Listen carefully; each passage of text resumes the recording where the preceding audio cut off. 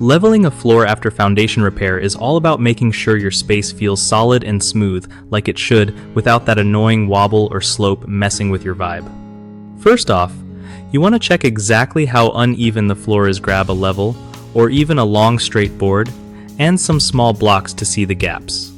If the unevenness is minor, a self-leveling compound is your best friend. It's basically liquid magic that spreads out and hardens flat.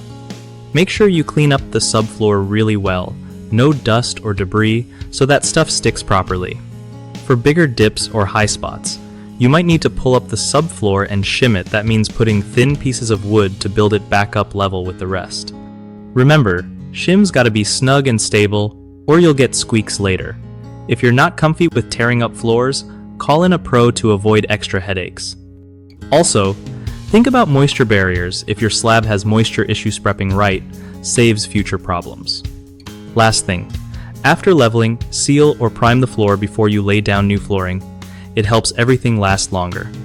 One of the biggest mistakes people make when leveling floors after foundation repair is skipping the prep work. If you don't clean and prime the subfloor, the leveling compound won't bond right and can crack or peel.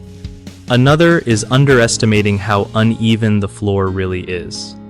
Using just self-leveling compound on a floor that's seriously out of whack leads to cracking or failure, so sometimes ripping up and shimming is necessary.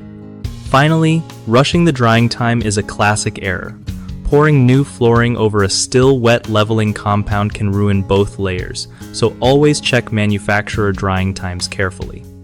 BigHomeProjects.com makes life way easier by hooking homeowners up with trusted local contractors who know their stuff and won't flake on you. Plus, if you're a contractor looking to grow your business, it's a great place to find new clients who need reliable pros for big projects like foundation fixes and floor leveling.